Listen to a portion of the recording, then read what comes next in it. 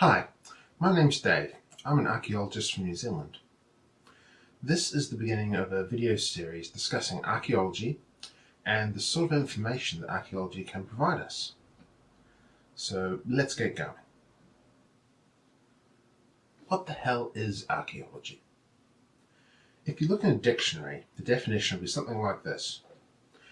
Archaeology, noun, the scientific study of historic or prehistoric peoples and their cultures by analysis of their artifacts, inscriptions, monuments, and other such remains, especially those that have been excavated.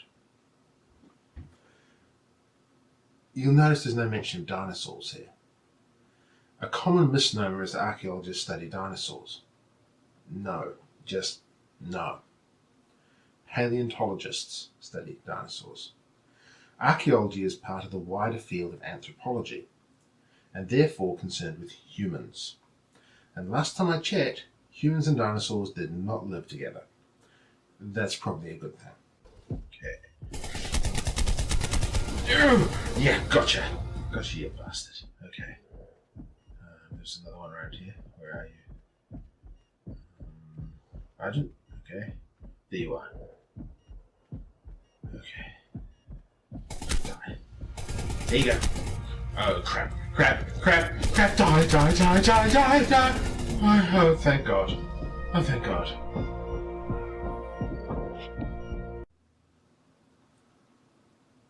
Yeah.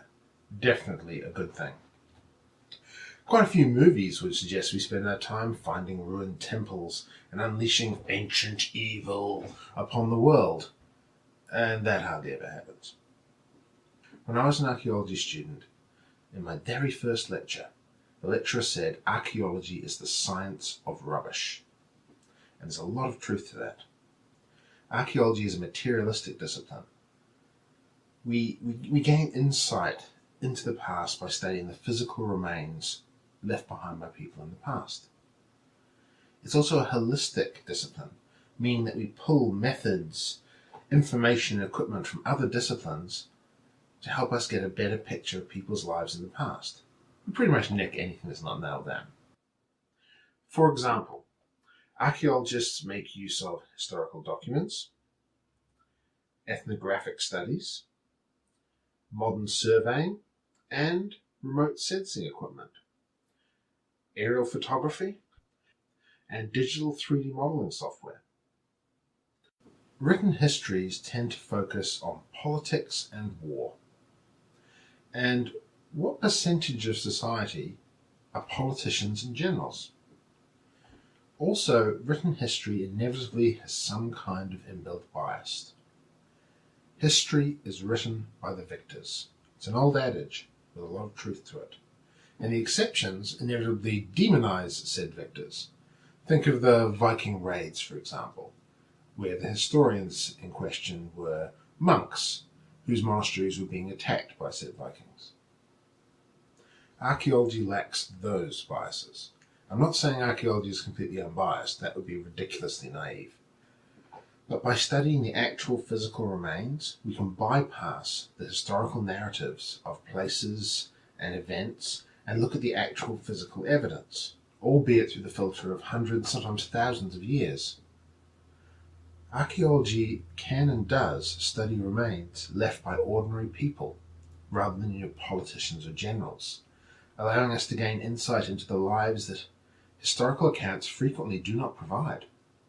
In the case of prehistoric societies, with no written histories at all to work with, archaeological evidence may be the only information available to scholars. So what is an archaeological site? An archaeological site is a place where evidence of past people remains intact, often buried beneath the surface. Many cities are enormous archaeological sites where many generations of people have lived in the same spot. They can be as grandiose as palaces, fortresses, or temples, or as humble as campsites or rubbish dumps. In terms of methodology, as with many things in life, context is key.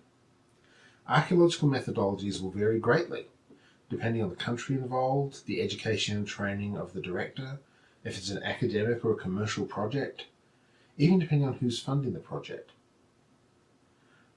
A fundamental difference I've noticed in my work is the difference between academic and commercial archaeology.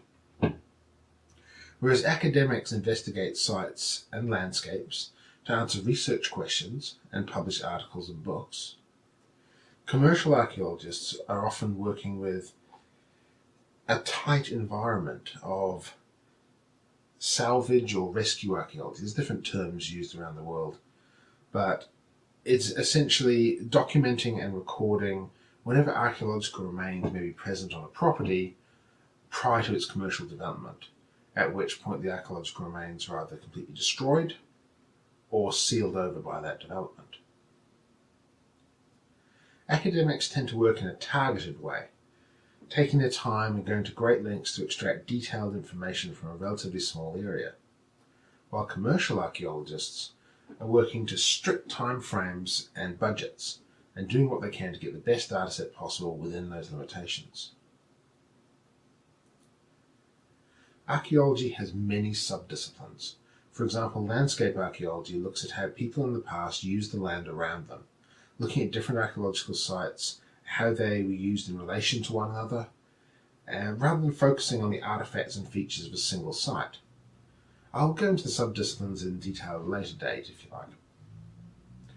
Archaeology as a science has developed from the early antiquarians of the 19th century, many of whom were little more than treasure hunters. Some of them are very interesting characters, actually. The history of archaeology deserves a video of its own as well. Suffice to say, archaeology has become more scientific, more professional, and far more considerate of the rights of the descendants of the people that we study. In the modern world, archaeology has developed a distinct theme. It's called Cultural Resource Management, or CRM for short. Archaeological sites are a finite resource, and with scientific techniques improving all the time, digging up every archaeological site around and leaving nothing for future generations is short-sighted, selfish, and often unfeasibly expensive. Archaeologists now identify sites, work to preserve them, and help develop interpretation for the public who may want to visit them. And a lot of the world's greatest tourist attractions are indeed archaeological sites. So what is archaeology? Archaeology is the study of people in the past through the examination of the physical remains that they've left behind. In this upcoming series of videos, I hope to illustrate how archaeology provides insight into the past, looking at different objects and stories that they have to tell. Thanks for listening. Please like, comment, and subscribe. Cheers.